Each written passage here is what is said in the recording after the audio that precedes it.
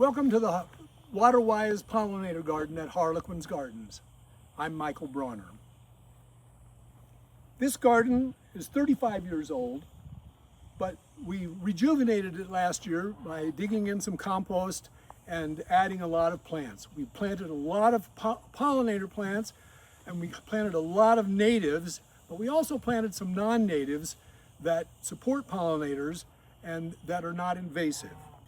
Insect populations have been declining rapidly over the years, due both to the presence of pesticides and also lack of habitat. And in this garden, we are doing two things to support those pollinators and those insects. We are not using any pesticides, herbicides, or fungicides, and we are planting lots of plants that support pollinators. In the past, this garden was watered only 5 to 7 times a year, but this year we've decided to up the water to once a week to demonstrate how that amount of water can look good and be successful for pollinators and for growing plants in general. So because we are not using any pesticides or any toxic chemicals, this in itself supports the pollinators and supports the insect populations by soil health and by using the right plants for our Colorado location. So come into the garden and we will show you the plants that we are using. So as we come in, this first plant is actually not a native plant. It's a Japanese honeysuckle, which in other parts of the country is actually considered to be an invasive plant, but in Colorado it is not. It's very fragrant, and it's a nice little entrance to the garden to have something fragrant. The first plant that I'm going to point out here is Lithosphaermum multiflorum, which is the multi-flowered puccoon. It's not a plant that is well known, but it is a Boulder County native and has yellow flowers. It's been blooming for about 2 months and it's just finishing now. It's a great pollinator plant. And the one right behind it is Geum triflorum, the prairie smoke geum, and it's in its smoking phase right now with the fluffy seed heads. It blooms quite early in the spring and is also an important pollinator plant. Next to that is Rocky Mountain columbine with the blue and white and flowers. That's past bloom. What is blooming here in front of me is a geranium sanguineum, sometimes known as bloody geranium, and it is quite supportive of a lot of different insects, even though it is not a native. Next to that, we have Mahoney repens, which is our 1 foot tall local Oregon grape holly. It blooms with yellow flowers very early in the spring, which is really important for pollinators when not much else is blooming. And then it gets blueberries later in the season, which are very important for birds. Behind that is another native columbine called Barnaby's columbine. It has a similar support system as the blue and white Rocky Mountain columbine. It has quite a different habit. It's more blue foliage and more dome-shaped. I've recently cut the old flowers off after I collected some seed to show what the form looks like. Right behind that is an artemisia called sand sage, and the sages, even though they don't have a lot of showy flowers, are very supportive of pollinators. It's wind pollinated, so it's not really dependent on pollinators for its survival, but it actually does support other pollinators. Next in line here we have Engelmann's daisy, Engelmannia, and that, as you see, is blooming very nicely in the end of June into July. Next to that, we have a non-native that's a horehound. It's Marubium, and this is not the Marubium vulgare that is a noxious weed. It's a different species, and it is extremely important for pollinators. It blooms for a long time, It's kind of weedy. It self-sows quite a bit, but it's one of the favorite plants of pollinators. Behind that is a Cercocarpus montanus, a true leaf mountain mahogany with a little leaf style. And that also is a native shrub that's good for pollinators.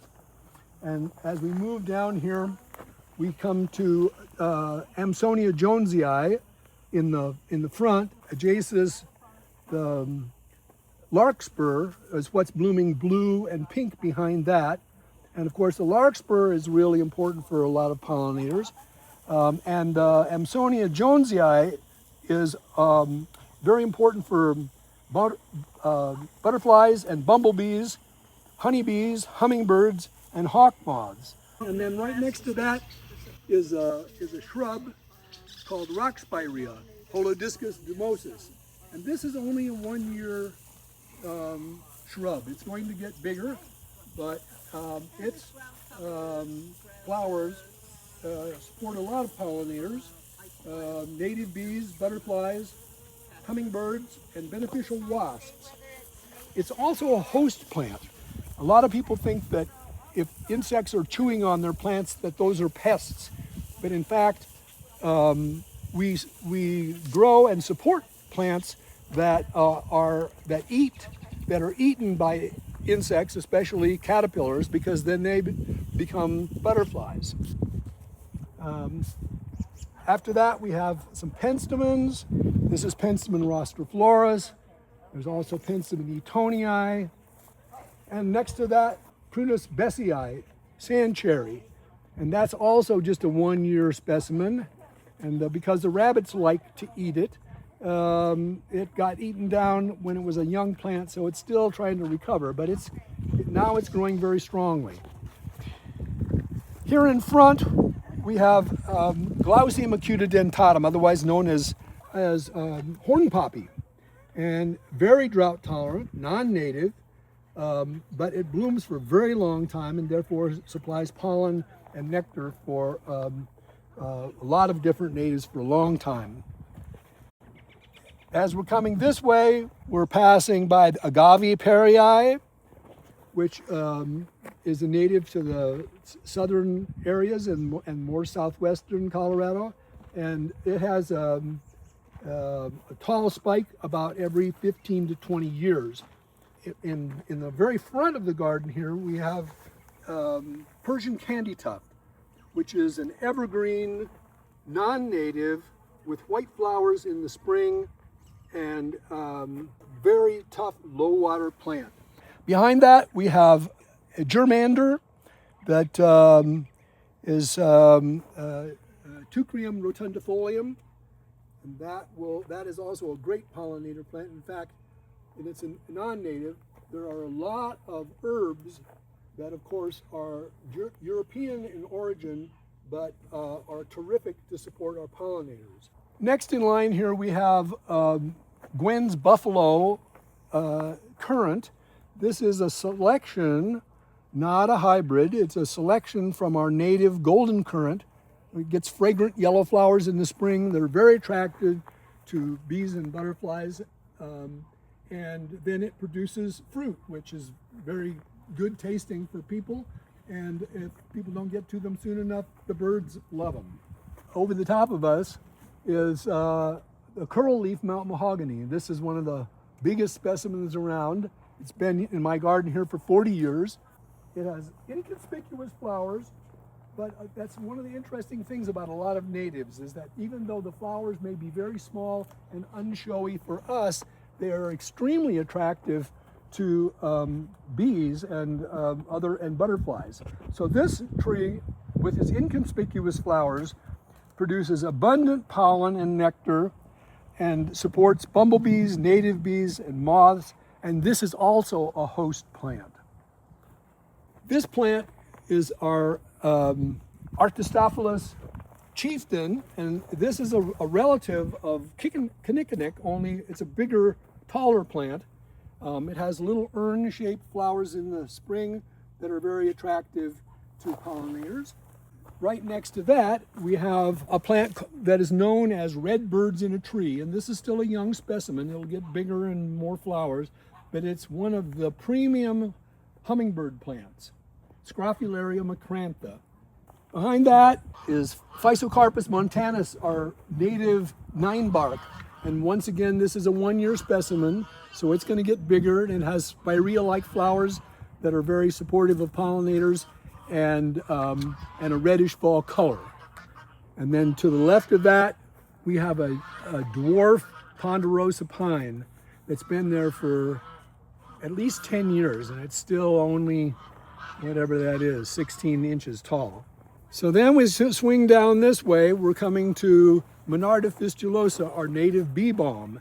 And this is the end of June, and you can see that it's making plenty of flowers for our pollinators.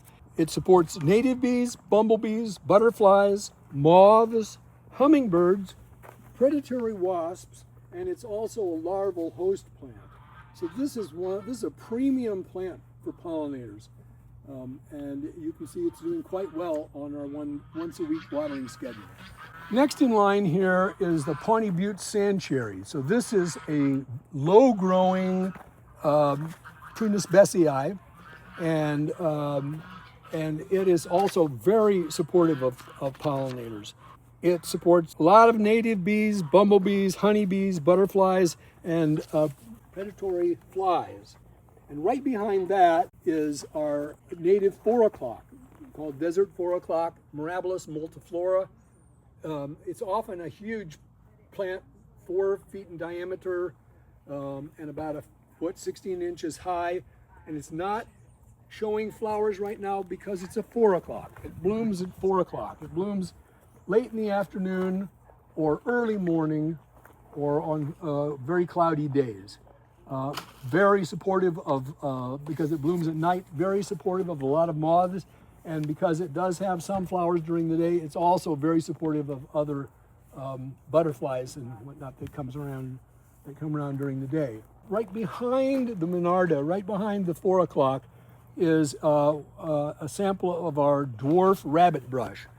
And that is actually a native of the land right here. A lot of these dwarf rabbit brushes I didn't plant. They just blew in. I don't consider them to be invasive, even though they do spread around.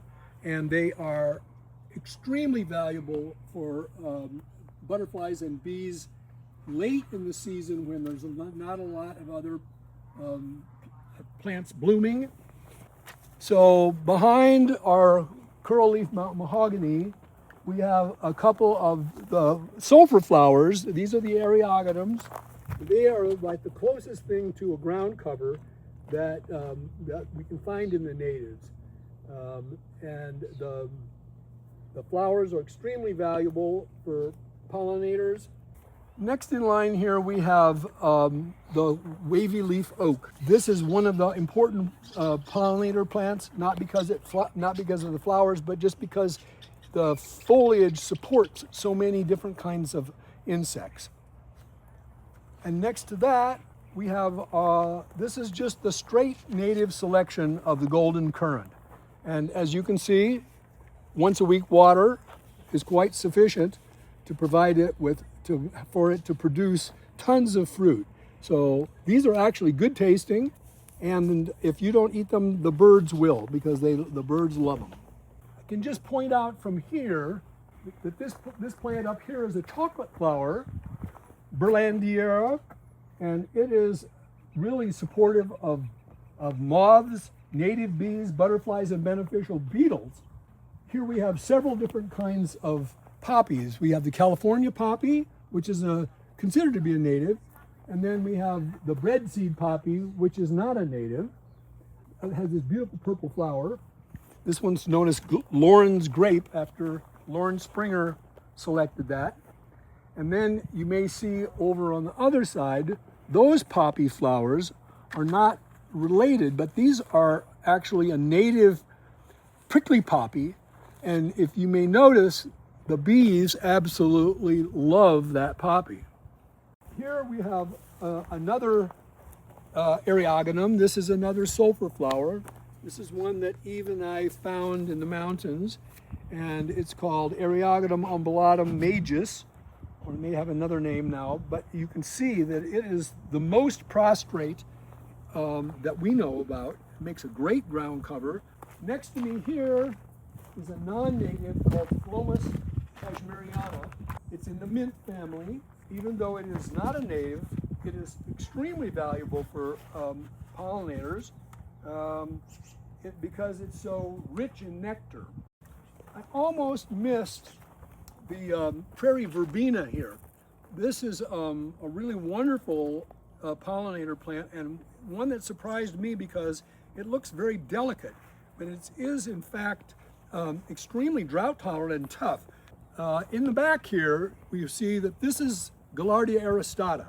This is our native Gaillardia that grows in this very area, and this one, instead of being red and yellow, just has the yellow rays, and it's extremely important for pollinators, supporting native bees, bumblebees, butterflies, beetles, and moths.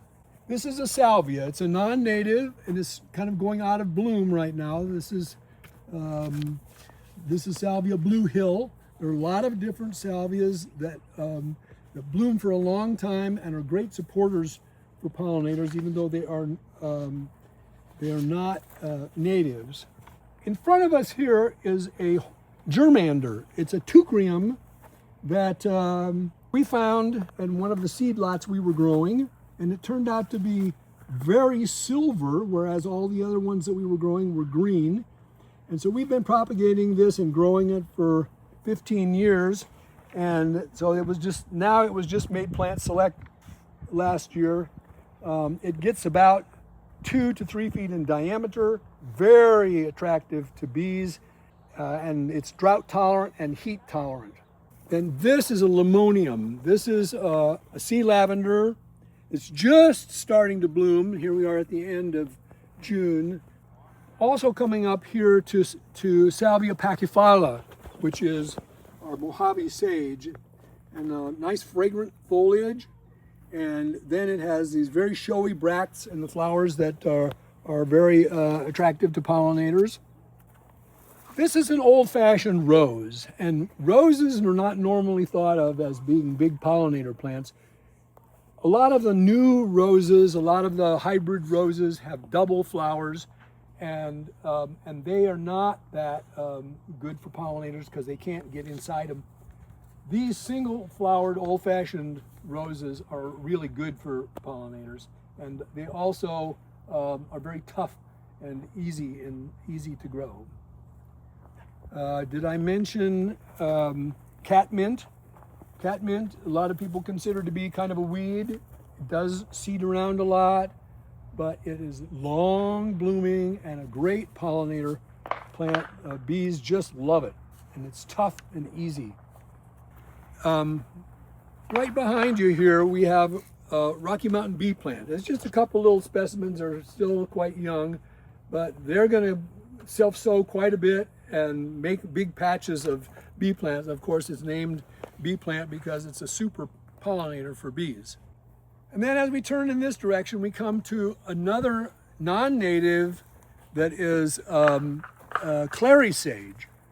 So clary sage is obviously not a native, but it is very supportive of pollinators, and it produces masses of flowers. So that's one of the important things about growing plants for pollinators, and that is they need masses. Next in the row here is Spirea.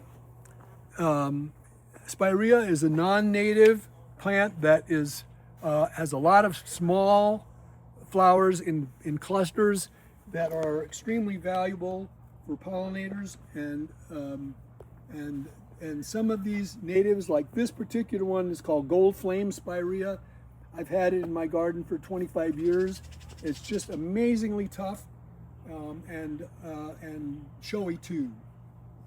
I'm leaving some catnip. I know catnip is a weed, but catnip also flowers, and when it flowers, it supports tons of beneficial insects. This is an unwatered bed of garlic chives. Being unwatered is keeping down the weeds. It's kind of holding its own for now, but just wait. In 2 to 3 weeks, this is going to be in bloom, and it is a super late season pollinator. This is a wisteria. This is American wisteria, Wisteria macrostachya, and it is also a great pollinator. This is Spiralcia fendleri. It is a globe mallow. There are 3 different globe mallows that we carry at our nursery. One of them that we usually only have in the spring is called Cowboy's Delight with little orange flowers. Then there's Spiralcia monroana, which is more like 2 to 3 feet with orange flowers. And then there's this one, which gets 6 to 7 feet, maybe bigger, also with orange flowers. A really important pollinator plant, partly because it blooms so long and also because it blooms late in the season when the insects really need some pollen. And the other thing is that it is super drought tolerant. So this is kind of a biennial, annual plant called moon carrot. Not a native, Cecily gummiferum, very showy, long blooming, and extremely important for pollinators, very supportive of pollinators. So that is kind of the highlights of what this garden is, and so it's just a demonstration of what you can do with once a week water and without using any pesticides, and planting natives and Colorado adapted plants.